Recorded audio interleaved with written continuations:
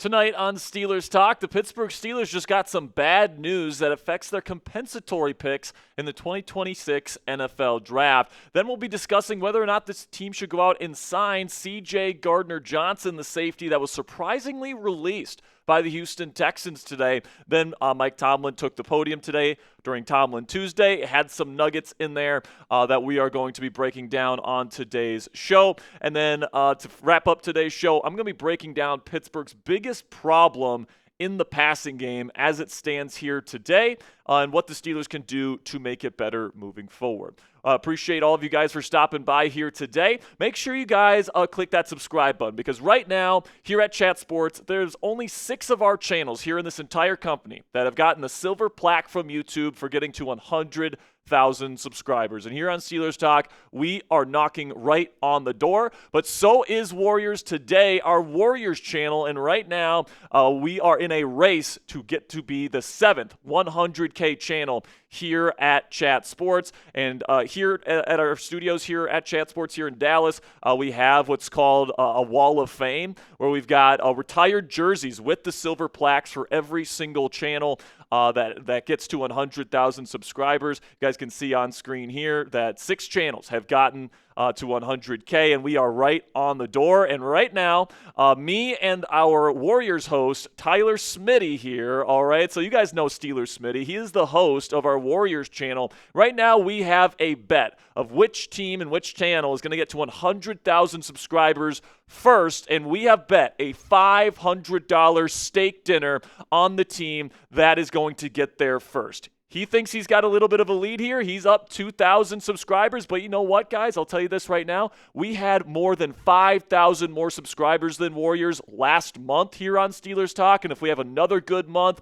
I'm going to be winning this bet. So if you guys want to help me out here, guys, you want me to win a free steak dinner from Steelers Smitty, make sure you guys click that subscribe button. The new viewers, we are counting on you guys. If you haven't clicked that subscribe button yet, but you enjoy our content regularly and you guys want access to all of our videos every single day, help me win a steak dinner, help us get to 100,000 subscribers, and click that subscribe button right now. All right, so now the bad news for the Pittsburgh Steelers is that the New York Giants are benching former Steelers quarterback Russell Wilson after an 0-3 start to their 2025 season. They will be starting Jackson Dart heading into their Week 4 matchup versus the Los Angeles Chargers.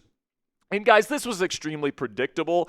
I think Russell Wilson can still be a serviceable starting quarterback with a proper surrounding cast around him. If he has a run game, if he has good receivers to throw to, especially downfield receivers and vertical threats, and he has a good defense, he can still throw the deep ball. He can still deliver a clutch throw every once in a while, but he's certainly limited at this point. He's not Danger Russ. He's not MVP Russ or MVP candidate Russ that he used to be, carrying football teams with bad O-lines and poor defenses like he was in his prime Seattle days. We saw that last year here in Pittsburgh, and going to a team like New York that just doesn't have the infrastructure to support a limited veteran quarterback like Russell Wilson, it was a pretty predictable result where you start 0-3, and I don't know if I necessarily thought it was going to happen this quickly, where after only 3 games he gets benched, but the end result is something that I think we all saw coming, and this is probably it for Russell Wilson as a legitimate QB1 for an NFL team.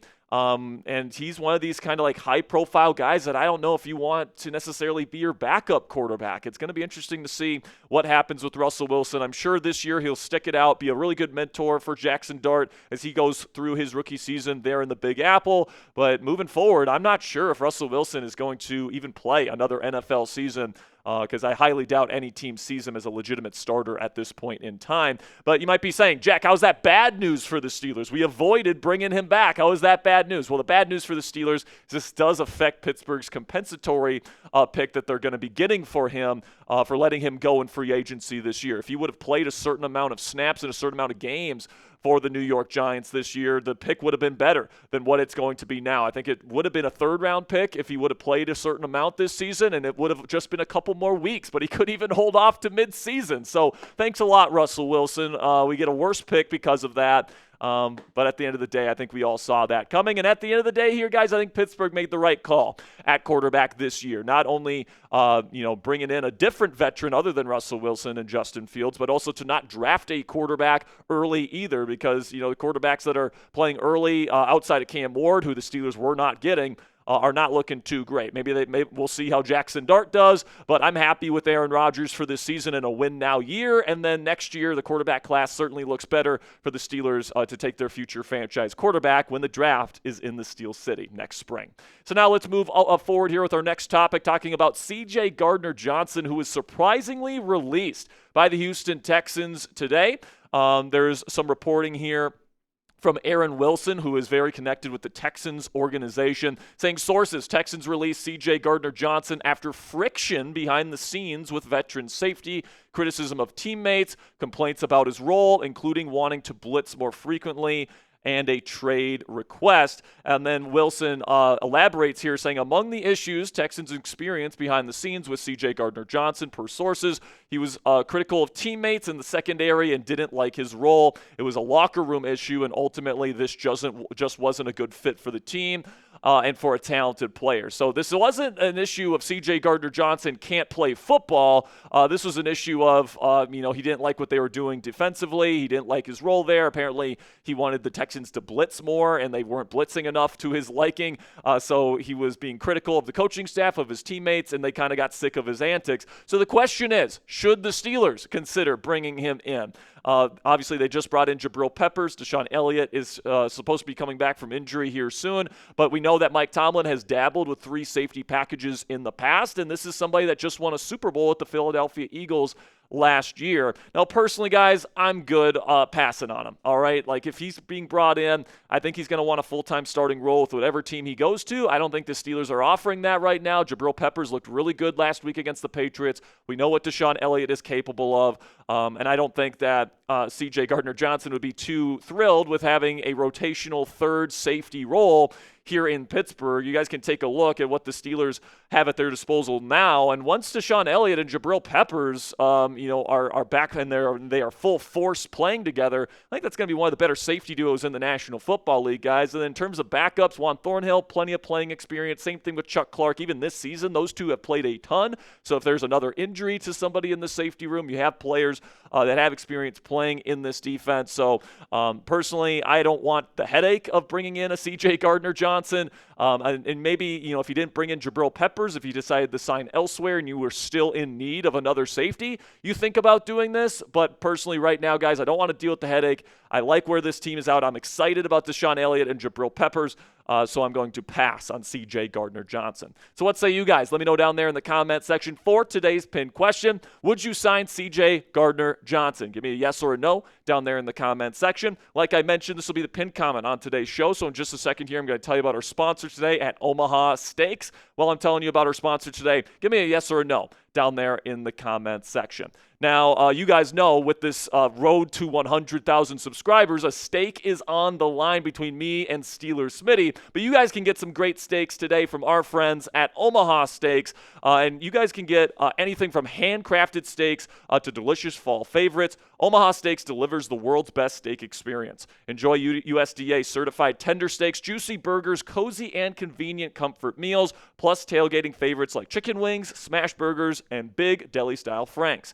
And now, during their Red Hot Sale event, you can get 50% off site-wide at omahasteaks.com. Plus, our listeners get an extra $35 off with promo code Steelers at checkout. So not only do you get the 50% off available to everybody at their website with the Red Hot Sale, but you also get $35 additional off when you use our code Steelers. I'm actually making steaks tonight with Cassie. Dancing with the Stars is on tonight, so Cassie doesn't want to cook, so I am cooking up some steaks. All right, and you better believe my choice is definitely Omaha Steaks, where you guys can get premium cuts of meat for absolutely fantastic prices, especially when you use our promo code Steelers. Get fired up for fall grilling with Omaha Steaks today. Visit omahasteaks.com for 50% off site-wide during their Red Hot Sale event. And for an extra $35 off, use promo code Steelers at checkout. That's 50% off at omahasteaks.com and get an additional $35 off your order with promo code Steelers at checkout. See the site for details. A big thank you to Omaha Steaks for sponsoring today's edition of Steelers Talk. So today, Coach T took the podium for Tomlin Tuesday for his weekly pressers. This team prepares to fly to Dublin for their Week 4 matchup versus the Minnesota Vikings. He gave some very positive injury updates. This team is finally starting to get healthy. Alex Highsmith is going to be out once again this week. That was expected, guys. But two guys that Tomlin said, quote-unquote, have a chance to play are Deshaun Elliott, the safety, with a knee injury, and Joey Porter Jr., who's been dealing with a hamstring. So he said that participation and the quality of that participation will be their guide as to whether these two will have a chance to play. But I'm telling you, man, getting these guys back would be absolutely huge for the Pittsburgh Steelers defense. Joey Porter Jr. is their press man corner, and without him, they can't really play a whole lot of press man. And then Deshaun Elliott, obviously he does a lot for the run game. He's very good buzzing down from two high safety looks into cover 3, doing a lot of that very creative stuff. And obviously with the communication aspect of things, Deshaun Elliott brings a lot of that to the table as well. So hopefully these two guys can get back into the fold. And I think once you have this entire secondary healthy, they're going to be able to do some really good things moving forward this season. Also, Mike Tomlin said today that Derrick Harmon is still, quote-unquote, catching up on conditioning, which is why he is on a limited snap count. It sounded like today during the press conference that limited snap count will continue into this week's matchup versus the Minnesota Vikings. I would assume after the bye week that would probably be taken off, so he could be, given full-time starter status as early as Week 6 versus the Cleveland Browns at home. But this week, what I would love to see, if that's the case, is I would just switch Keeanu Benton to 5 technique instead of 1 tech. Even though Keeanu held up better last week than he did in the previous 2 weeks, I still think he's better as a 1-gap penetrator as opposed to a 2-gapping nose tackle. Guess who was really good with the 2-gapping stuff last week, guys? Daniel Ekuale. That's what he is known for, is that run defense, that stack peak shed, taking on double teams, 2-gapping, all that stuff. Keeanu Benton, that's not his game. He's much more of a shoot through a gap, go get a guy. He has done some really good stuff in the run game, actually. Has a couple TFLs and some big-time disruptive plays when he's allowed to shoot gaps and be a disruptor, because that's the type of player he is. So, play to the strengths of your players. I think that, playing Cam Heyward at 3 tech, obviously he's phenomenal there. Daniel Ekuale, I think if you give him a full-time starting role on early downs as the 1 tech, that's phenomenal. And then Keeanu Benton can shoot gaps as the 5 tech, and then you can have Derrick Harmon and Yahya Black, the 2 rookies, rotate in throughout the game. And listen, guys, it really is a process here, guys. Mike Tomlin says that he's going to, quote-unquote, expand the menu defensively when the secondary builds more chemistry throughout the season. And specifically, he's pointing to the lack of experience that the players in the secondary in particular have in this Steelers defense to start this season, and how it's kind of limiting the types of post-snap rotations and all this different stuff that they can run at the beginning of the season successfully. And I got to say, man, I know that a lot of Steelers fans will roll their eyes at that and say, what is training camp for and what is preseason for? You get this stuff figured out in the preseason. But I really do think that this does make some sense. This team does not have a lot of chemistry and trust playing together. So if you're doing all these crazy post-snap rotations and all this different stuff, it's going to take a lot of time to get those things right. And if you deploy too many of those exotic looks, there's going to be miscommunications. Just last week against the New England Patriots, guys, you had a really tough miscommunication between Patrick Queen and Peyton Wilson on a disguised Tampa 2 look that led to a wide-open touchdown in the middle of the end zone. That was the Patriots' second touchdown of the day. So, all these different moving parts. And listen, guys, yesterday, all 5 Steelers starting defensive backs last year weren't with the team, all right? You had, of course, Jalen Ramsey, then Brandon Echols, Darius Slay. All 3 of those corners weren't with the team last year, and then Chuck Clark and Juan Thornhill. So all 5 members of the starting secondary were not on the team last year. So they're still learning how to play with each other, and because of that, we are seeing, especially on early downs, some more, less post-snap rotations, more vanilla coverages pre-snap, and all that different stuff. But the truth of the matter is, guys, teams that have more continuity of the talent on their team can run more, complex post-snap rotations, disguises, because they know how to play with each other. They trust each other. They know that the players in that defense can execute the roles that they're asking them to execute.